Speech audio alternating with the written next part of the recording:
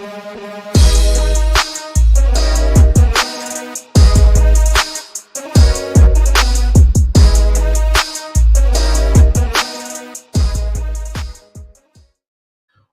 up, everyone? Welcome to Level 7. I usually have the intro music continue going, do some dance moves as we get fired up for the show. But it's a somber time. We're here for a funeral, and we're here to break down The Last of Us Season 2, Episode 2. Gonna give a spoiler warning right in advance as we dive in. Before I even give my name, this is TJ Zwarych. How you doing, everybody? Spoiler warning for The Last of Us Season 2, Episode 2, because we are diving right in. No time to waste.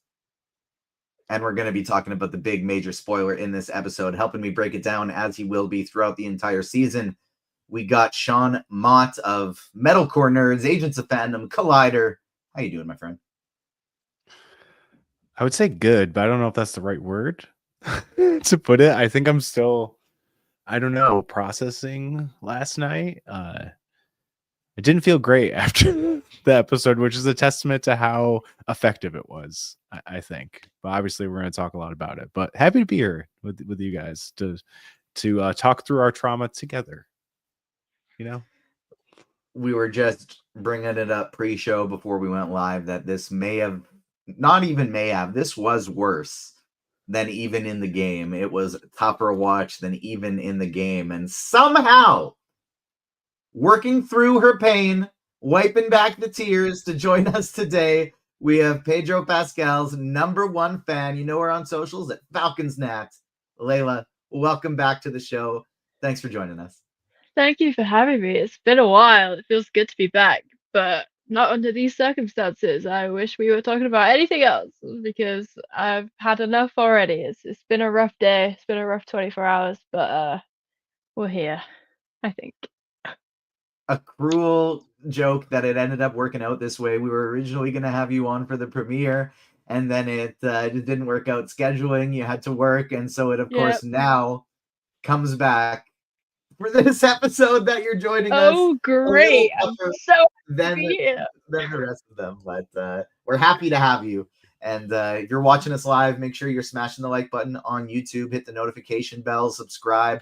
Not just on YouTube, but wherever you get your pods, because we got a lot of fun stuff coming up. This week is the first episode of our breakdown of the first 3 episodes of Andor Season 2. I will not be there, sadly. I'm going to be at Calgary Expo, but Sean, Damon, and Rachel Leishman will be live at 9 a.m. Pacific, 12 p.m. Eastern Time on Friday to break down the first 3 episodes of Andor. So you got a lot of time to watch them before we get the breakdown out. But you can already find my first interview with Kyle Solar and Denise Gao, a.k.a. Dedra Miro and Cyril Karn of Andor, up on the Agents Fandom YouTube page and wherever you get your pods. I am 18 hours from now, flying less than that even, flying to Toronto, where I will be going to the red carpet Canadian premiere of Andor Season 2, interviewing Genevieve O'Reilly, aka Mon Mothma, interviewing Stellan Skarsgård, aka Luthen Rael. So make sure you stay tuned. We got a really, really fun bunch of stuff going. I can't tell you when it's coming. I can't tell you with who it's coming. That's not right. But with who it's going to be with. But we got something very exciting with one of the cast members for Thunderbolts coming up here in the near future. So stay tuned to that as well. Subscribe wherever you get your pods and here on YouTube. Click the like button. Before we talk The Last of Us, Laila, I want to know, because we haven't really talked TV show stuff in a while, or movies in a while. We've chatted, but not really about TV and movies. What you been watching? You work in a movie theater, so you get to watch lots of stuff. I do. I get a lot of snippets from films because I'm now training to be a projectionist, which is really cool. So I get to see snippets of the films every week when we're kind of putting the shows together. Outside of work, I'm really on my Letterboxd grind this year. I think I've watched 120 films this year so far, kind of collective recommendations from my friends. and people I know online and just like high ratings. I've been trying to watch as many 2025 releases as I can that are out yet. I'm dying to see Sinners, but I haven't seen that yet. That's like top of my list to go watch.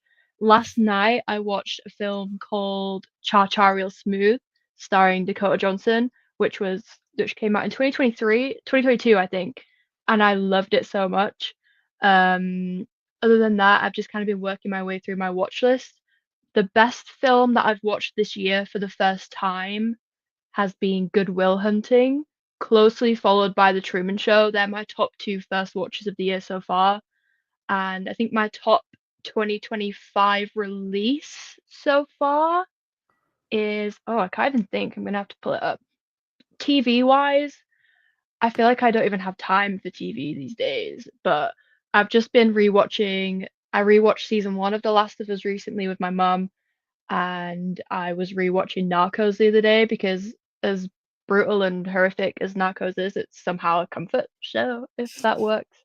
But yeah, oh yeah, I've just pulled it up. My favorite 2025 release so far has been A Real Pain. I think it technically came out in 2024 in the US, but we only got it in the UK this year. So A Real Pain has been top of my list for this year. Great choice. Love that movie as well. Sinners is my top movie of 2025, and I'm excited for you to go see it. You can find our full review of Sinners. Myself, Ryan Cortero, the guys from the Alternate Timeline, Jam, and Dennis joined us to give a 2-hour breakdown of Sinners, now up on our YouTube page and wherever you get your pods. Not just, I think, my favorite movie of 2025, but dating back to 2024 as well. I feel like I've been kind of the opposite of you, where I haven't watched all that many movies, but I've just been watching a ton of television. But I kind of feel like I haven't seen a truly like at least 9.5 out of 10 movie in the last 2 years, and Sinners is that for me. I gave it a 5 out of 5, but a 9.5 out of 10, which I know doesn't really make sense because I felt like it's not quite perfect, but I can't think of anything wrong with it either. And so 9.5 out of 10 is what I gave it. But check out our full review up on the Agents Fandom YouTube page. Sean, what have you been watching? I'm more on your side. I've been very kind of behind in the movie scheme of things this year. I think my favorite this year. I still haven't seen Sinners yet either. My favorite this year, I think, has been Companion. I don't know. I just really liked it, but I don't think it's like. One. I just really liked it. I don't think it's like close to the echelon of people are comparing Sinners to and stuff like that. I'm hoping Sinners is my like Dune Part 2 of last year, where like that was like the best movie. Nothing was going to top it, and then nothing did. But I did see Warfare in theaters last week. Oh, I want to watch that. It's brutal. So brutal. Like brutal bad, or brutal as in like, wow, this is a tough watch? The latter. It's good. Okay. It's a solid movie. It is a pretty hard watch though, because it's Alex Garland co-wrote and directed it with this dude who went through the Iraq War, and a guy in it is like him of what happened in these actual events. And it's pretty much like if you took like, it was probably around 24 hours or so of an event that happened during that war. And there's like no frills. It is just like super ultra realistic and just a POV of what happened this one time during that war. And it's like I walked out with my friends, and my other friend next to me was like, I don't feel like I can complain about anything in life ever again. That was the first thing he said after he finished it. If that paints any picture of what that movie is like. But it's it's like super well made. Like the sound design is insane. And there's like a certain moment that happens with IEDs and the way they handle the sound design. And that I was like, wow, I'm sure this is probably like as close as you can get to like experiencing what this would be like sonically from like an outside point of view. And knowing that someone who was involved in this kind of stuff was, co-directed and co-wrote this, I was like, man, this has to be like the most authentic like war experience you could probably ever imagine. I have been watching a ton of TV. Some of it I can't talk about yet, I guess, and I don't know. I don't even know if I really want to talk about it anyway. any indication, but I have my show between stuff that's not current or screeners has been Lost. I've never watched Lost. I'm and I about to love start a Damon first time Lindelof. watch of Lost too. Sorry to interrupt. Like I'm like I not know. within the next couple days, but like within the next few months, we'll be doing Lost watch for the first time. Yeah, so I'm almost at the end of season 1, and so far it's pretty good. A lot of it feels a little dated, just as far as some of the, I guess not even like acting, but some like responses to stuff feels very 2000s. And like, I mean, obviously it was a network TV in the 2000s, so it's like it is of its time. But so far it's pretty interesting. I know it's, very divided thing of how it ends, and it was, only planned for 3 seasons, and then it was so popular the network's like keep going. So I don't know, like I feel like Lost is one of the reasons why like streaming is so successful, at least for creators being in like, hey, here's my plan for things. We're gonna stick to this plan unless they come up with good ideas where they can continue it. I kind of, that's one of the best things I've loved about streaming is that, and I feel like I'm gonna be watching this forever. Each season is 26 episodes and they're like an hour long. I'm like, Jesus, like am I ever gonna get through this show? And there's like 5 or 6 seasons. I don't know. So many seasons. I'm just like, I'm just now. Again, I've been watching it on and off, not like congruently every day or anything, but still, I'm like, I don't think I'm ever gonna finish this. Not even through season 1. And I feel like if it was any other show, I probably would have finished the whole series by now. See, that's what I want So from my far, streaming I like it. services. Give me 20 plus episodes, hour long each. Let me hang out with my favorite characters for as long as possible. I like it. I think the closest you'll get is The Pit. I think 15 episodes. That's pretty long for a streaming season of TV. That is And number they're an one on hour. the list of new shows to watch right now. That's I'll get to Lost, but The Pit, the Lost keeps getting pushed back because it's like I know it'll take a while, and so The Pit is number one on the list of things that we want to get to that we haven't yet in terms of TV. Having said that, we did just restart after watching all the Andor screeners. I wanted to do some Star Wars kick, and so my wife and I watched Rogue One. Then I watched the original trilogy, and now we did a restart of Star Wars Rebels. So that's where we're at right now, a full-blown Star Wars kick. But of course, also The Last of Us. And it's time to dive in. Before we talk about the episode, Laila, you have a kind of a fun story of your Last of Us fandom, which I'd love for you to share, because you'll of course be there on day one for anything that Pedro Pascal's in. But even before there were murmurings of him being a cast, you were already a fan of this project. Yes. So I was a huge fan of the games, and I just played them and I just really enjoyed them. I'm not that much of a gamer, but for some reason they just really stood out to me, and so I played them both. Um, the casting of him came on like the funniest day ever, because I think about 2 hours prior to the news dropping of Pedro being cast as Joel, Gina Carano got fired from The Mandalorian. And then 2 hours later, it was like, boom, Pedro's gonna be in like one of the biggest TV shows on HBO ever. And it was like, ha, karma. But yeah, I'm a huge Pedro fan. I have been for, I think it's coming up on like 6 years now, which is kind of crazy. You're I getting old will, like the rest of us now. I am, I feel old. I'm aging with all these things he's in and just fucking dying. It's just not great. But yeah, I love him so much. I will be by his side forever, in sickness and in health, and apparently in death now. He is very good at dying in a whole lot of things, but hopefully we won't be seeing him die in Fantastic Four this year. I think we can count on No. Don't jinx it. continuing for at least a few more years, unless you're watching Doctor Strange in the Multiverse of Madness, and that read's getting taken out pretty quick after you see him. Let's talk about The Last of Us Season 2, Episode 2. Sean, based on where we left last episode, you had an idea that like maybe this could be coming within, if not next episode, the one after. It came, it hit. There's no more beating around the bush. If you haven't understood the golf jokes on your timeline, now you do. Poor Joel Miller gets taken out by Abby in what is a devastating but truly incredible episode of television. Yeah, what a feat this episode pulled off. Not just because of that, because obviously the infected horde attack on Jackson itself was just incredibly amazing for what they pulled off. And yeah, like kind of what we were talking about last week and what they set up and how a lot of the stuff that they showed in episode 1 either wasn't in the game or shown later in the game via flashbacks.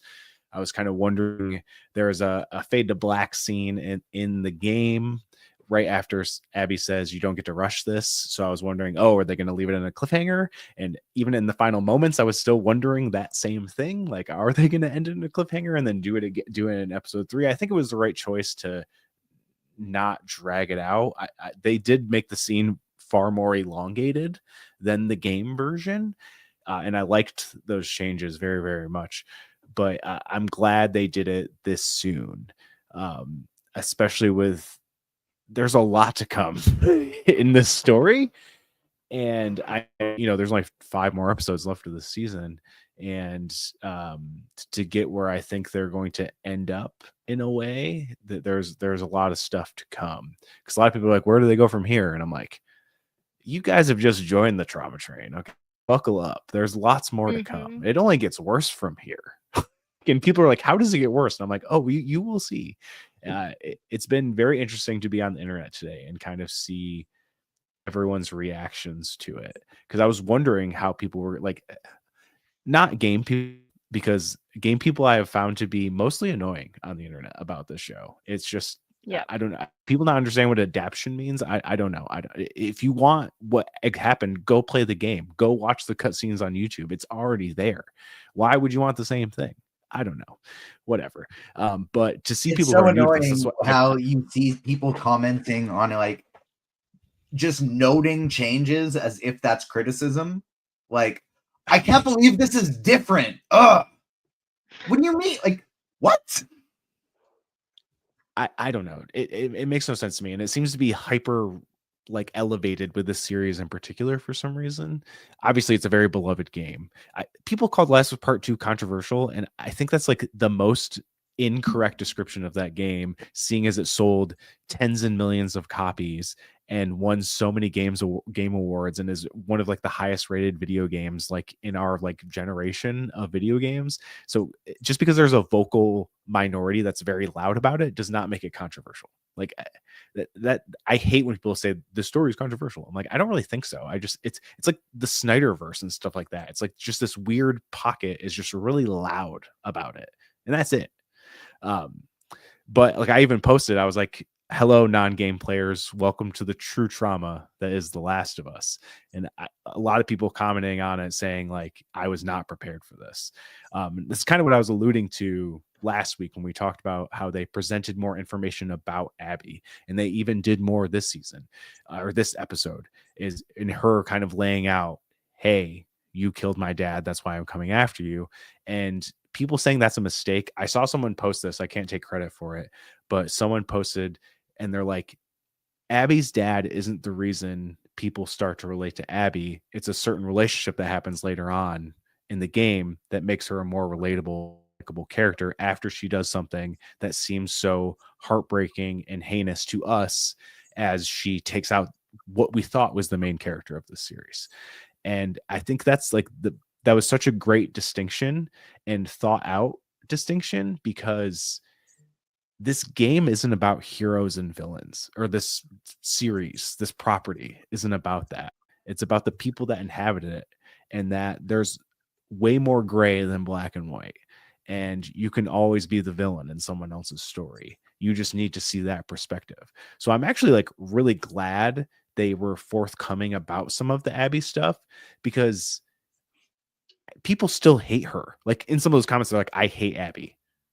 Like, I want Ellie to get her revenge. And I'm like, man, these people are in for such a journey. The same journey we went through playing the game, and without spoiling anything, but like that doesn't really, I don't think that really spoils anything, but like it's a very complicated moral line that this franchise tackles. And I think that's what makes it so amazing to dive into. And like I said it last week, and I'll probably say it every week, like this is one of my favorite stories like ever told. And I think it's why, because it's a very complicated thing to talk about, to dive into. And I don't think they're taking less risks by doing it the way they did. If anything, they just killed off one of the most famous actors in the second episode of its second season. I don't think that's a massive risk, because a lot of people can go just like, I don't want to watch anymore, which I've seen like maybe a tiny bit of, but I only live on a small corner of the internet. I don't know how everyone else is feeling. I am very curious to see how the viewership goes, but I hope people do stick it out and like really experience this amazing story for what it is as it continues to go. I will say, for the way the rest of the story is told throughout this season, I do agree with you 100%. Like, keeping it spoiler free, I agree with you 100% that it's a good thing that they revealed some of this information about Abby earlier on. And I'm happy that they did it as well. Laila, what did you think about episode 1 and then leading us into episode 2? How have been your thoughts? What have been your thoughts on the adaptation for season 2 so far? So I loved episode 1. My favorite part about it straight off was Dina and Ellie. I think Isabel Merced is doing an amazing job as Dina. The like chemistry those two had already after seeing them together for maybe like 10 minutes was just amazing. Like when they're going after the clickers in the building and they're doing all like the miming, I just thought that was really funny, and I love them both so much. And I think Bella Ramsey is just doing an incredible job this season as well. I loved just like the story building in episode 1. Like obviously things happened, but it felt like it was just really setting like a solid precedent for what was to come. Episode 2, yeah, it happened. It was an amazing episode. Like I already know this is probably going to be my favorite of the season, but it's just not panning out how I thought it would plan out at all. Like if I went back and like reread all of my theories for this season, I would be just 100% wrong. I did not think Joel's death was going to happen this soon. I thought it was going to happen either in the second to last episode or the last episode of the season. I'm kind of relieved that they've done it so soon, because the whole like anxiety building up to it would have just killed me off, I think. I think last night, sat waiting for 2 a.m. to come to watch this episode, I felt so sick and like I was shaking. I was like, this is it. Because like I kind of knew it was going to happen at that point. I was like, all right, here we go. I was so just like devastated because I thought I was ready, but I just was not. Like we were saying pre-show, I've watched Pedro die so many times in so many things, but Joel, for some reason, is just so different, because I loved that character before I loved Pedro, and now that they've merged into one, it's just like, that's my life over now. Like, what do I do now? Also, linking to what Sean was saying, I just remembered, I'm very much on Pedro Pascal's Stan Twitter, and there was a lot of people last night being like, that's it, show's over, I'm not watching the rest of it. So what you are saying is true, Sean. People are dropping out. Which don't. Please stick with it, because there is so much to come, and it's just one of the best stories ever. Like, if you don't keep watching, you're missing out. My favorite part of the episode was definitely the attack on Jackson, which I'm sure will come into more detail. I'm so happy that Gabriel Luna is being given so much spotlight as Tommy, because That's both of our guy. That's our guy. That's my man. That's my bestie. Like I'm so happy they're showing more of him, because in the game you do see him a lot, and he has a huge development later on. But I'm happy we're seeing him right off the bat, and him and Maria's relationship. I'm so glad we get to see more of that too. Because in the game you see them together a couple times, but it's nothing major. But I'm really unsure of the actress who plays Maria's name. I'm very sorry, but those two together are incredible, and I love that they have a kid, and you see like the family aspect of that as well. It just kind of makes this all more painful somehow. But yeah, this was an amazing episode, avoiding the big event, which I'm sure we'll talk about in more detail. Um, I loved the adaptation of Joel's death scene. Ashley Johnson and Troy Baker, their version of the scene, the first time I played that, I just remember being like, whoa, can we just rewind? Why is this happening? Why is this happening so soon into the game? I've got so much to go. But the journey you see all these characters go on, oh, I don't even know. Like, my brain hurts. Like, I cannot describe to you how much of a treat you're in for. Like, I don't know. I'm just so overwhelmed. But yeah, this was an amazing episode. I love it so much.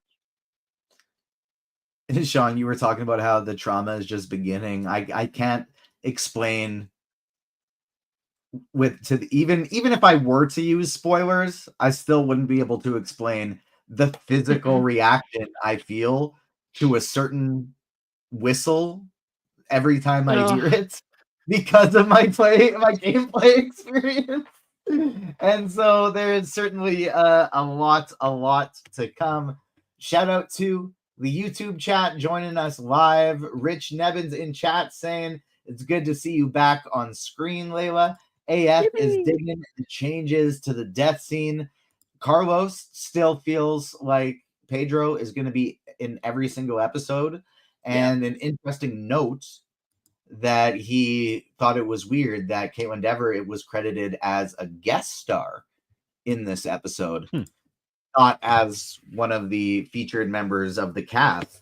Laila, what did you, before we kind of pivot to some of the changes, and I guess this can actually just be the first one, changes from game to show, we get the extra context of Abby that Sean had talked about earlier here. We get the flashback at the hospital scene. We get to see her younger self saying, don't go in. And it's just this incredible... I've seen a lot of people being like, why was Caitlin Dever cast as Abby? Like, she's not big and buff and strong like Abby is in the game, because you see these amazing ass performances. And that's why. And I think if you're going to sacrifice one thing of the character, if you have to, I'd much rather sacrifice the muscles than any of the other important aspects of this character. And she's knocked it out of the park. But we get the flashback. We get to see her crew not totally being down with her plan here. What do you think about the added context to Abby's story? I think it was so important, and I think it really added to Caitlin's performance too.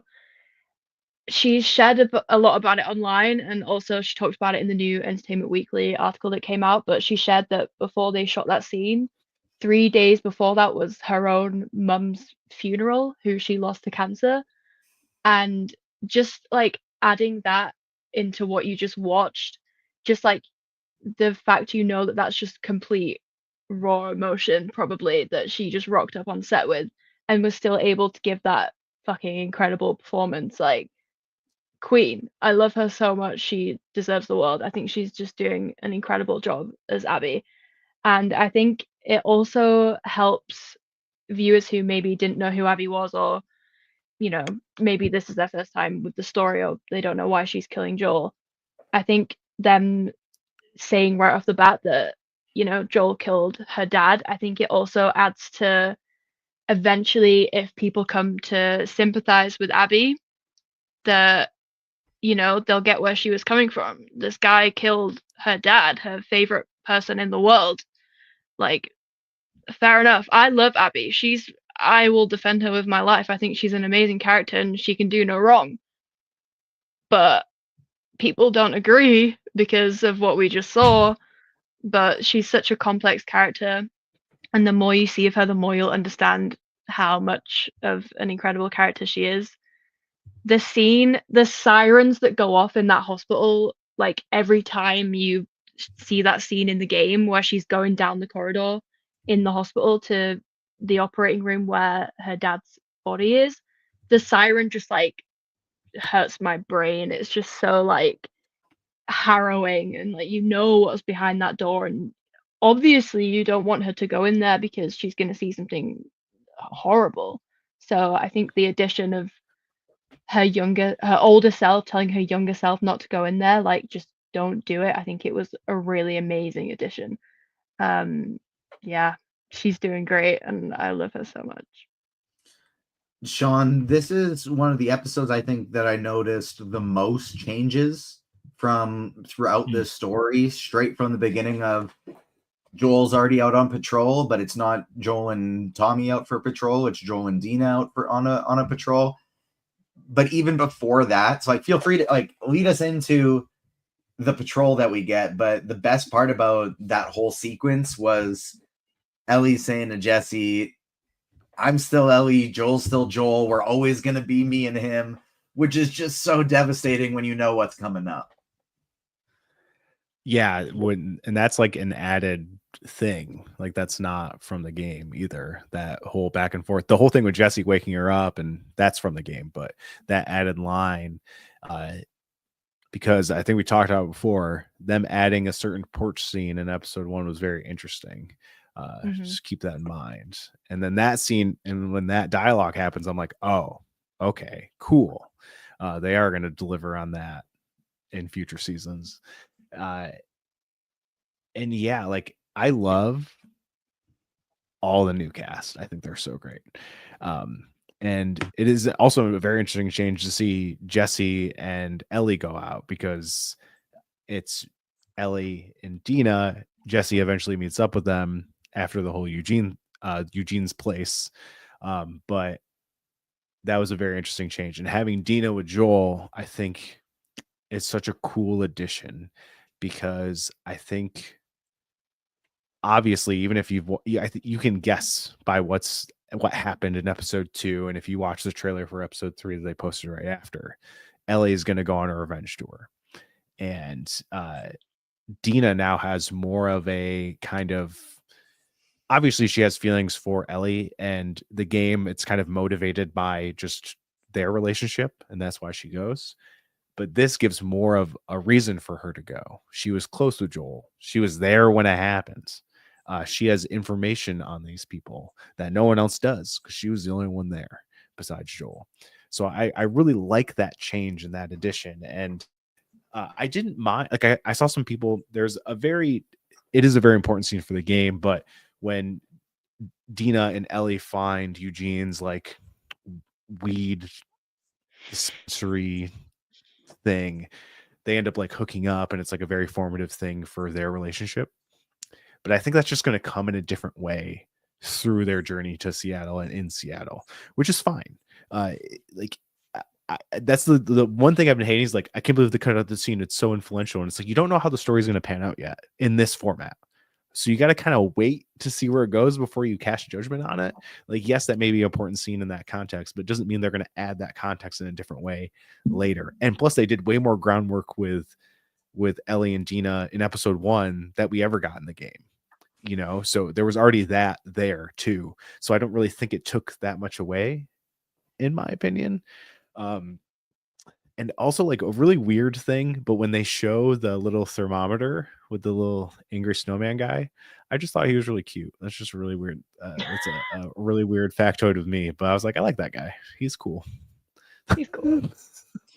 He's cool. Laila, what did you think of the beginning changes of, and continuing into the big subtraction that I have seen a lot of discourse on? No Ellie and Dina getting high, hooking up scene.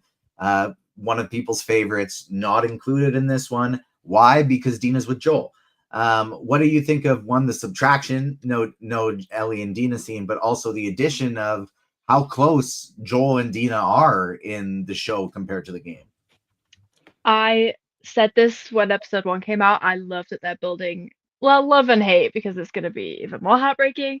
I love the story they're building, the relationship they're building with Joel and Dina, because in the game, like, Dina kind of follows Ellie, but she's kind of only being the supportive girlfriend. Like, of course she knew Joel, but they didn't really have this friendship that they have in the show. I think this is just gonna make Dina like even more like determined to stick with Ellie till the end and like get that revenge, girl. Like, she killed your friend.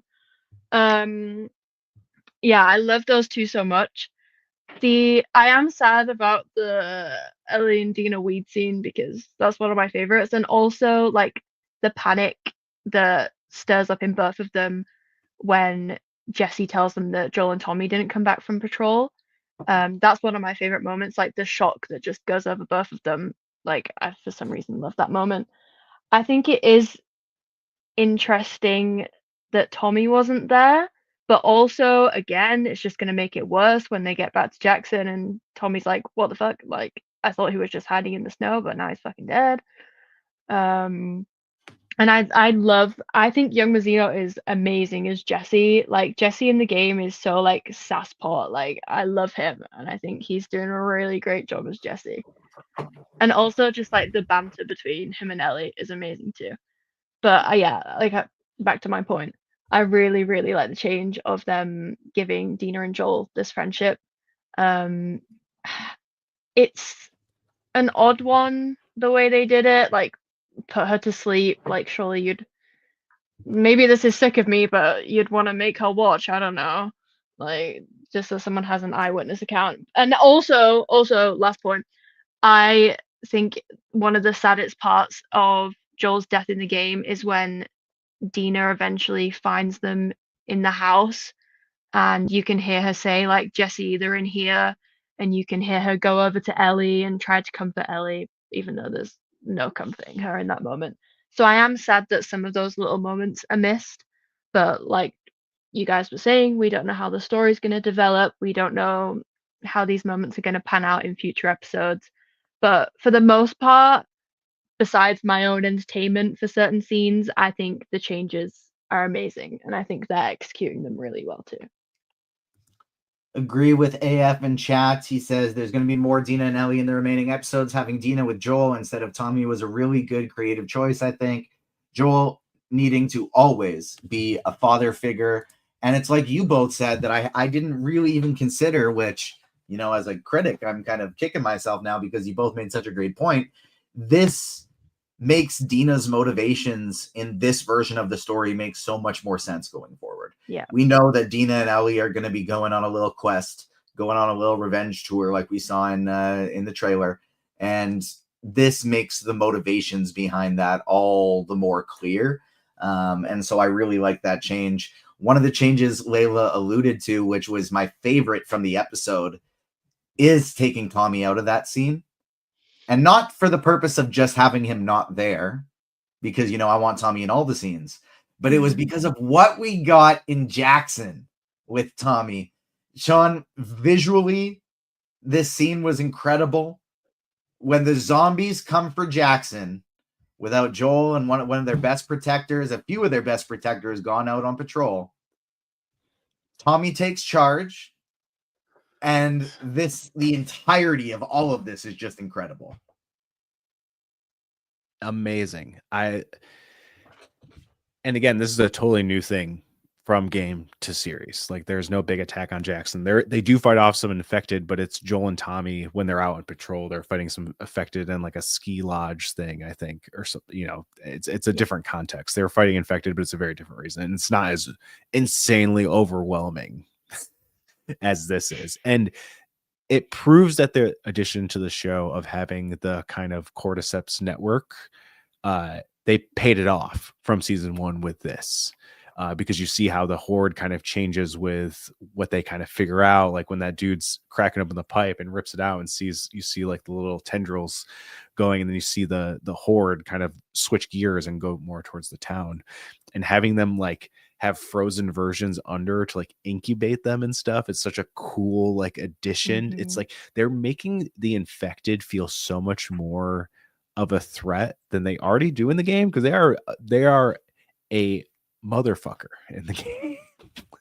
So I like that they're making them feel even more dangerous, and like they're evolving and getting smarter, and it kind of elevates the stalker, even because they suck in the game. I hate every time you have a stalker thing. They suck so bad.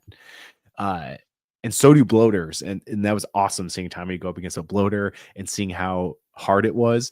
And this scene, because you think about it, they took the main characters out of that conflict.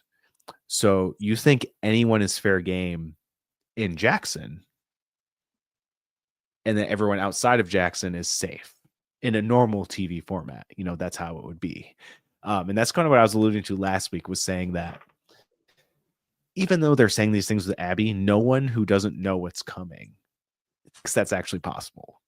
And that's the big thing. And having that big hero moment with Tommy and having it in very TV fashion and actually video game fashion too. It's like you're fighting with this bloater for so long and then it just dies right in front of you right before you think it's going to tear you into pieces.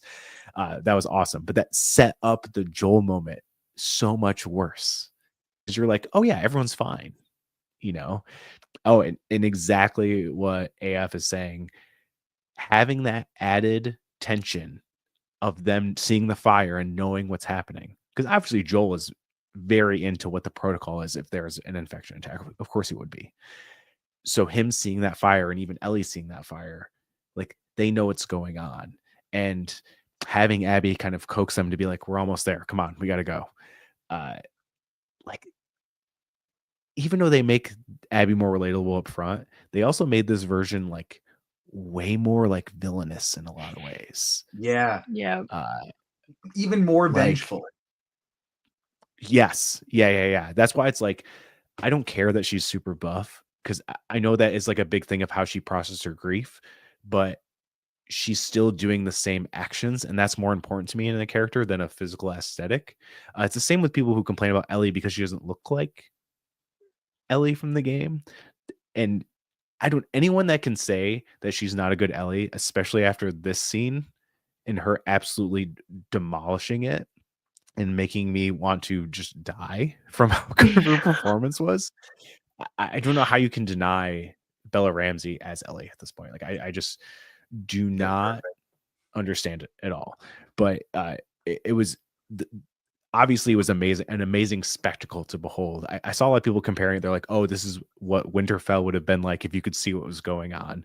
And they're like, HBO finally delivered what that should have been and everything like that. And I love that kind of acclaim for this kind of series. And it was like, what a wild second episode for a season for this to be, you know what I mean? Like such a insane battle and such insane stakes to take place so early on in a season.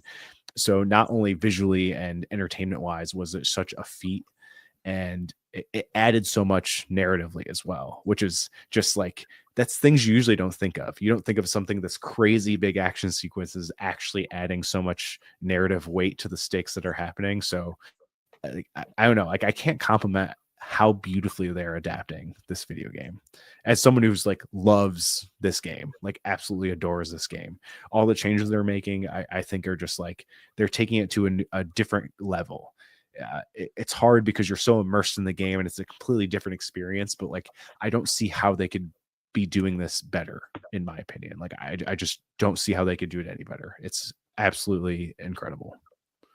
We talked about it a lot on the Invincible podcast that we were both on, where it's, yes, they have this incredible source material, but you can make it better after seeing how the story plays out. And you're thinking about the story after the fact and you realize, oh, I could have made a change here that I didn't do. And so I think like all the additions and changes have enhanced the story as well. I'm absolutely with you. Specifically, the one scene of Tommy in Jackson where we're just seeing the camera follow him as he's going from station to station. Other people are jumping ship. They're terrified. They're running away. Tommy's still holding in there. And it just, the way there's no cuts for this entirety of him running the hell out of there, it was so good. Laila, what did you think of the whole Jackson rampage and Tommy being on the front line the whole time? That was probably my favorite event of the episode. Sean, like you were saying, like when there's a bloater in the game, like I hate it so much. And I loved that with the flamethrower, he had to keep like stopping and running away and then going back. Like that's like #1 strategy for killing a bloater, and I loved that they kept that. Like that's so funny to me. Yeah, I mean it was incredible. Like the visual of the horde of infected running towards Jackson was so like eerie. I was like, oh, like they're kind of fucked. Like I don't know how they're gonna fight all these off. I think, seeing Tommy with his rifle, more kind of foreshadowing to like a bit of the story later on. Seeing like how ruthless he is shooting all these infected down. Loved that. Like I mentioned before, the relationship between Tommy and Maria, like Tommy drawing the bloater away from Maria to protect her. That was probably my favorite moment. Like when he realized that because Maria was shooting at it, the bloater was going towards Maria more, and like that was probably where the bloater was going to head next. Tommy drawing it away, that was just like, yeah, like that's a husband right there. Like I kind of need him. What else? There's so much to say about it. It was just, oh, that's what I was gonna say. R.I.P. to all those good boys and girls, the doggies, because they probably didn't make it out, but they were so brave and they did an amazing job at protecting the people of Jackson. So this What is happens when dogs get bit? I think. Nothing. Oh, okay. I don't think That they would get be infected. fucking terrible, terrifying. Can you imagine? I think yeah, that'd be terrible. That'd be awful. I think they set up in the show and in the game too, because in the game you see them attacked, infected too, but it's only like like the infection can only affect humans, and that's it. It's because of like the body temperature we keep or something like that. They explain it. Yeah, I remember. Yeah, I remember that too. That's like Science. they explained that earlier in season 1, I think, as well. But I was just thinking of like I Am Legend, where I don't know if there's ever been a moment in a theater where I've cried more than when that dog turns. And I was like, oh, I just got PTSD flashbacks to that as soon as I was watching those dogs attack the zombies. And it was so nice to get to see Gabriel Luna have his time to shine. One, as big Agents of S.H.I.E.L.D. fans, but two, as I kind of teased before, he is so nice and kind. I got a chance to meet him at the Edmonton Expo a couple years ago, right as The Last of Us was coming out. And we meet him, we're chatting with him. I tell him how much I love Agents of S.H.I.E.L.D. He gives both me and my wife a big hug. We have a 15-20 minute conversation. And I say, like, hey, we're actually reviewing The Last of Us over at my website, agentsfandom.com. You should check out the review. And he says, like, I will. Thank you so much for covering our show. I'll make sure to check it out. 2 weeks later, Laila, feel free to tell your half of the story. Yeah, so I met Gabriel and Bella Ramsey at Liverpool Comic Con in 2023, and I did both the photo ops in the morning, and I immediately decided that they were my favorite people on the planet. They were so nice, so I forked out and on the day bought autographs for both of them to go and meet them at their tables. And when I went up to Gabriel, you basically write your name on a piece of paper so they know what to address the thing they're signing as to you. And he saw the piece of paper and he started playing the song Laila. I can't remember who it's by, but it's like that Laila. Like he started playing it on this little speaker he had on his table. That's not the story, but I thought that was a fun fact. And then we got chatting, we took my Be Real, and I was like, oh, like I just finished reviewing The Last of Us for the site that I write for Agents of Fandom. And he was like, oh yeah, I remember reading all of your pieces week to week. And I was like, what? You did what? You read my things? Like what? And I just remember like walking out the line and I didn't really process it in the moment, and I was walking away and I was like, wait, he said he read my shit. Like what? That was probably like the biggest what the fuck moment of my life. But he genuinely is like the kindest soul on the planet. Same for Bella. They were probably two of my favorite people I've ever met. But yeah, that was a pretty cool moment. One of the things I've noticed at conventions is like there's a lot of people who, you know, like they're actors, right? They're really good actors. So when people come to meet them, they are like they're very kind, but they're on the job and they're meeting fans, and so they want you to feel welcome, they want you to feel loved, and so a lot of them will say nice things, but it's very rare that someone will say they will do something and then they actually follow up on that thing outside of the convention, because I feel like they usually think, oh, whatever, I'm never going to see this person again, who cares? But it was like getting to hear that from you a few weeks later was just so cool, because it was like, oh, he actually did the thing. He actually did it. He's a real nice guy. He's not just a good actor. He's an actual really nice guy. And so that was super awesome. Shout out to Gabriel Luna. It was awesome getting to see him in this episode. AF says, when Tommy was back to do a corner with the bloater and his flamethrower was running out of gas, I'm not sure how much of the bloaters are CGI, but to pull off that in motion, incredible. He's amazing. Agree more. He was absolutely wonderful in this. Sean, throwing it back to you for kind of, I guess, still on changes, essentially, because every aspect of it is a change because Dina and Joel are together, and Jesse and Abby Jesse and Ellie are together. And so Abby's tracking Joel and Dina, but the infected get the best of her until Joel comes in and freaking saves her life. Fuck you, Joel. Yeah. It is so ironic. And I love how they added in kind of how in the game, since you don't really know their motivations fully, it seems like the whole crew is in on it, like 100%. Yeah. Especially the way they act after. And then kind of later you realize how some of them were very unsure about it. And I love how they set up like immediately, how they're all like, there's no way we're going to be able to do this. We're all going to die if we do. And then you feel the uneasiness throughout the whole, murder scene too, which adds to that as well, which I really liked. It's going to make what's coming happen like even more icky, I guess is a good way to put it. Yeah. But the whole Abby going through the fence and Joel saving her, that's straight up from the game. The big difference is when they get into the thing, it's Dina with Joel instead of Tommy. But I loved seeing that. It was so stressful, even though I know she's obviously going to make it out. It's still so, and seeing the infected, like the hand getting cut by the chain link fence of pushing through it was so insane. I was like, oh my God, I can't believe what they're doing in this. It's so insane. And the way they pulled it off was just amazing and beautiful. And then hearing Dina call out Joel, seeing Abby realize I'm with Joel, and then her kind of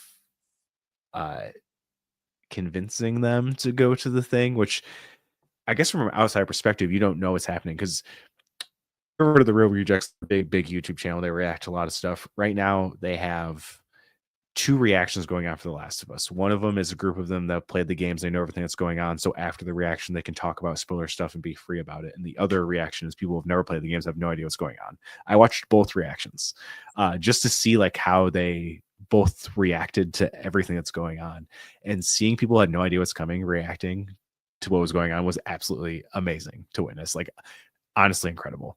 But like seeing them be like, oh yeah, they're just trying to help. Like maybe they'll actually help them and fight against the infected, and that's their way in or something. And I was like, oh, you poor naive fools. I was like, oh man, they got them good, which I loved that that's how they viewed it and everything. But yeah, an amazing scene, and even seeing like them exemplifying how cold it was and Dina like developing frostbite and stuff. I was like, whoa, Yeah. that's something you're not gonna think of in a game because frostbite doesn't matter to you if you're in a game because it's you're still gonna be able to go on. You're gonna think about it. You're thinking about it though, because if you don't make it to the next building quick enough, you're dying. Yeah, exactly. But There, that was you run out of heat real quick there. yeah. But oh my God. Carlos talking about the golf bag. That shot where it's Abby and Joel, and then it focuses on the golf bag. I was like, you motherfucker. So I was like, that was so evil. Because you have no idea what's coming. Again, like if you do not know what's coming, you're just like, what's happening? Like what's going on? You're just in shock and denial, not really knowing what's going on. But for us that know it's coming, you see that and you're like, oh no, they're gonna do it. That was an evil shot. A beautiful shot, but evil. All the same. So evil. I think we've beat around the bush and alluded to it enough. Laila, take me through your reaction as you're watching from the second he meets Abby's crew and she says, "This is Joel," and all the air just gets sucked right out of the room to Bella Ramsey's fucking incredible Emmy-worthy performance walking in and seeing him. And then we'll talk about the absolute how somehow the articles released after this episode made the moments even more devastating. I wish I didn't read that fucking article, honestly. I read it last night when I was kind of like settling down after the episode, like ready to go to bed because it was like 3:30 in the morning at this point, and I was like, why did they say that? Like, why would you tell me this? It just made my night even worse. Yeah, I had a rough night last night, guys. Thanks for asking. I wanted to die straight up. Like, I don't know how to go on from this point. We've talked about the changes. Why did they let Bella crawl over to his dead fucking body and lay on him and pull the fucking golf club out? I hate it. I hate them so much. Like, I didn't think it could get this bad. I was ready. Well, I wasn't, but I told myself I was ready because, okay, I've played this so many times. I've seen this scene so many times. I've heard Ellie scream so many times. Like, it's gonna be fine. What could they possibly do to make it any worse? Oh, they just shot me in the face. Great. Thank you. I've never felt like pain like this from media, probably since Iron Man died in Endgame. Like, the emotion is raw, and like it's worse than that for me. I cannot tell you. Like, it's so bad that I have to laugh, otherwise I will die. It was an amazing sequence. And the people I've talked about it with today, have all just been like, I want to die, I want to die, I want to die. My mum watched it and she was like, that was so sad. I was like, yeah, Louise, it was fucking sad, okay? Like, leave me alone. And like, I walked into work today with like my head down and everyone was like, did it happen? And I was like, yeah. And then I was like tearing up at work from just thinking about it. Like, it's not fucking funny at this point. Pedro, I love him more than anything else in the world. Hearing him scream like that in pain, like I was like, no, I might have to turn this off in a second. Like, I don't know if I could watch this. Bella Ramsey. I will single-handedly march my ass into Emmy Studios, wherever the fuck, and get that award for you, okay? Emmy Studios. Wherever they live, wherever Emmy's house is, I will find it and I will get you that award, okay? I think Bella is so incredible. I will vouch for them until the day I die. But I also kind of hate them for this because what the fuck do you want me to do with this? Like, you've killed me. Like, I might as well have been shot at the same moment. Anyways, rant over. It was a beautiful scene. If I did not have this attachment that I do to Joel, I would have just seen that scene and been like, this was a phenomenal way to end a character's story. Not that it's the end, but I would have just agreed that this was probably one of the most spectacular scenes I'd seen in TV, maybe ever, because it was just so incredible. All of the performances of everyone in that room mashed together to create this perfect, like, combination of just hell. You have Caitlin, like, oh, also before I get into it, when Joel's like, can you just shut the fuck up and do it already? I was cackling. Like, I was like, oh, like, he's sick of her. And then that happened and I wasn't laughing anymore very quickly. But I was like, yeah, Sassport. Yeah, as I was saying, everyone's performances in that room was just like incredible. Joel trying to get up when Ellie told him to or asked him to get up. Like, you can see his head lift from the floor. Yeah, kill me. I want to die. You see his head lift up just a touch. You see his fingers move just a little bit. And you think, oh, is Joel not actually dead? Yeah. And of course he is. What should me? I want to make sure I'm properly sourcing that article. I only saw screenshots from up. Who was that? I believe it was Entertainment Weekly that came out with the photo shoot and all of the articles. And at that part, Craig Mazin said that was Joel. He heard her voice. He saw her. He knew she was there. Yeah. And he said the only thing in the world that could convince him to get up was Ellie, and he tried and just simply couldn't do it.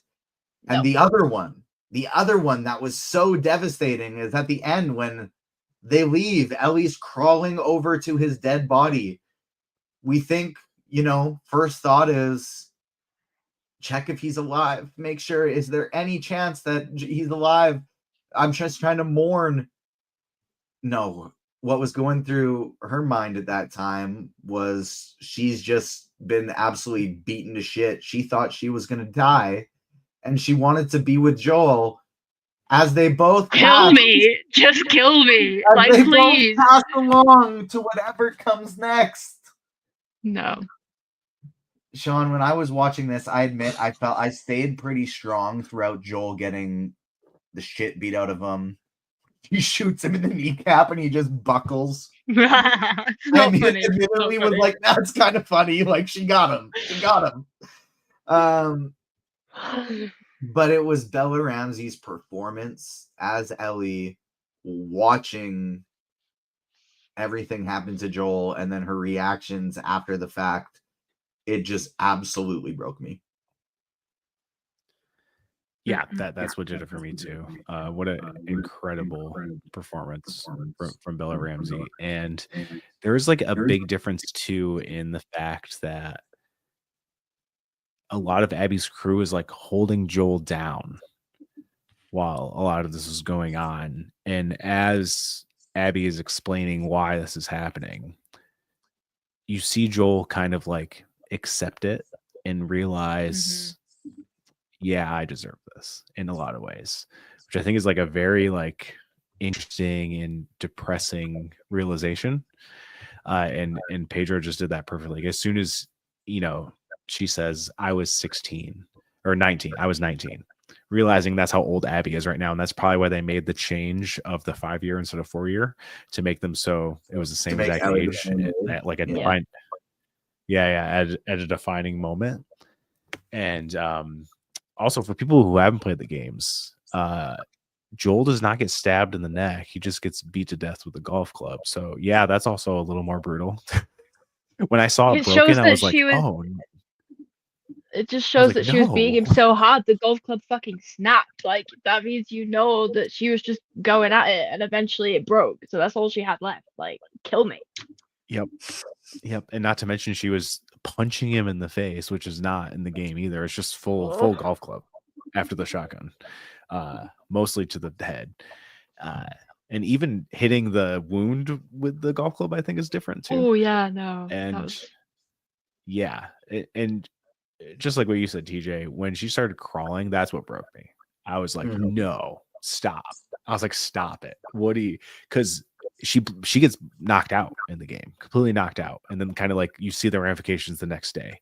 And then when they're dragging the body behind the horses, I was like, oh my God. Like I feel like they had to really hammer it home to people who aren't, obviously don't know that, yeah, of course Joel is dead. To be like, yeah, he's dead. He's in a body bag and dragged by horses. The dude is dead. But yeah, just seeing the way Bella reacted, I thought was like pitch perfect recreation of what happened in the game. And then just them holding Pedro's hand, I was like, stop this. Like I couldn't, there was no way in my mind I thought they were going to make it worse in the game. Like I was like, there's no way they can recreate it and make it like more impactful than the game. And they proved me wrong, because I was like, holy shit. My friend just texted me, who is also like loves the game, and he's like, yeah, they made that so much worse than the game. Yeah. And I was like, brutal, dude. So and he also mentioned the Ellie crawling to Joel, and it adds more to the whole bite mark and her cutting the bite mark, because that's probably where she got kicked too. So that's just another cool little thing they set up in episode 1 that carried into episode 2 that wasn't in the game. So I don't know, just like I can't wait to see the rest of how this season continues to evolve, because I just think they are absolutely knocking this out of the park. Also, You got a thought?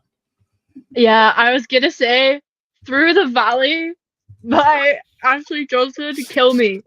I literally texted TJ a few days ago, and I was like, "Are they gonna play Through the Valley in the fucking credits to the episode that Joel dies?" And he was like, "I don't know. Like, I can't say I anything." just responded with that emoji. Fuck you. Fuck all of you. I hate it. When the first few like strums of that song started playing, I was like, I'm done. Like, I'm done. Get me out of here. Oh no.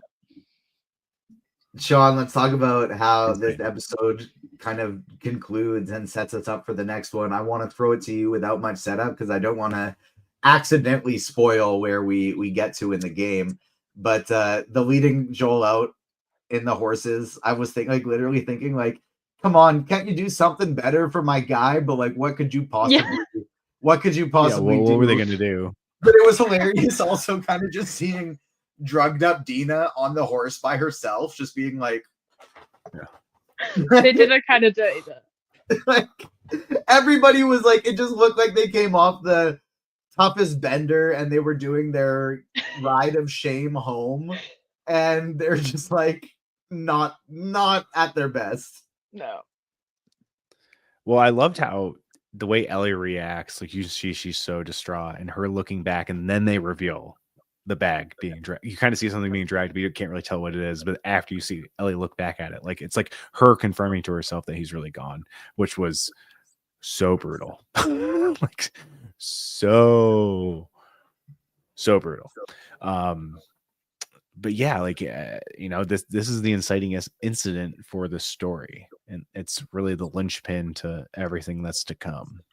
And I'm really excited to get to Seattle. That's the most I think I want to say about it. I don't know. Like I'm very interested to see how they're going to adapt the Seattle portion of this, and I'm also very terrified to hear that whistle. And they've also weirdly been whistling in other parts, and I don't know if that's an intentional setup to make like, oh, friendly whistles, and then you hear a very unfriendly whistle later on. Because yeah, that always stresses me out. Like even I was like, I said this last week, but I've been replaying Last of Us Part 2. I just got to like I'll say the halfway point of the game without giving anything away. And yeah, every time I hear it, I'm like, damn, not again. Because they suck. You have to be so sneaky, and they even when you're sneaky, they still catch you. You know, The Last of Us is just dying 20 million times over and over again. It's just what that game is. Traumatic. At least for me. I don't know. Yep. Yeah. In the most gruesome, gross ways. Yeah. Ugh. Laila, any final thoughts on The Last of Us season 2, episode 2, and any theories on how the rest of this season's going to play out? Only 5 episodes left before they go into a season 3 where we know this story is being adapted in 2 seasons instead of 1, but we don't really know how. Yeah, I don't know really, because all my theories are kind of fucked straight off the bat now, because I didn't think Joel was dying until maybe the last episode. Linking back to what I think it was Carlos who said it earlier, that Caitlin is listed as a guest star. My theory now is that we're going to see Ellie go off on this revenge tour, see her days in Seattle, everything that unfolds there, make it to the, with like spoilers without context, I guess, the events in the theater. And then season 2 will focus on Abby's accounts of the days that Ellie was in Seattle leading up to certain events too. That's the only reasonable theory I have right now. I'm kind of just rolling with the punches at this point because I feel like I've just been stabbed in the back 50 times. So yeah, I don't really have many more theories. I'm also some certain things that were showed in the trailer for next week's episode. I'm not ready at all. I'm so excited to see like angry hatred Bella Ramsey. Like we've only seen like funny, goofy, like we've seen some rage in the last season, but this is like a whole different species of Ellie that we see in part 2. Like she kind of scares me. But yeah, I'm excited to see that. I'm excited to see the developments with Dina and Jesse. And yeah, I'm scared. I'm really, really, really scared, but I'm really excited. We'll be breaking it down every single Monday after the episode. So join us again next week to talk about The Last of Us Season 2, Episode 3. We're going to have some awesome guests throughout the course of the season.